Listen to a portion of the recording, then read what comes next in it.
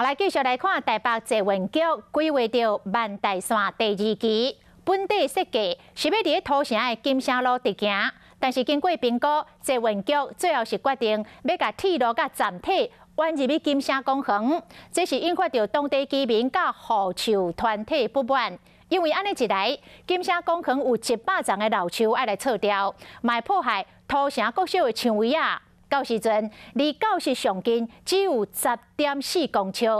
在地乡亲再去到交通部来抗议。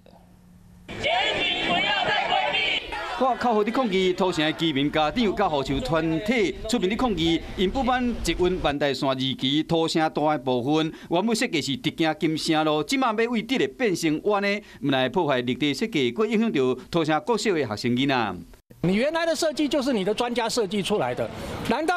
你现在的专家说以前的专家设计的没办法做？那你是现在的专家不如以前的专家吗？抗议民众认为讲，本来这规大片的金城公园会因为新的设计，几百丛的老树会被撤掉，尤其附近的土城国小围墙啊，嘛变成桥墩铁轨路，唔来影响囡仔上课环境。这铁轨路离教室上近的只有10公尺是。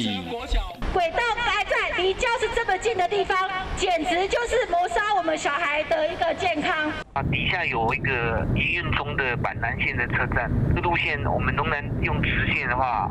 这个上面的结构跟底下结构会冲突。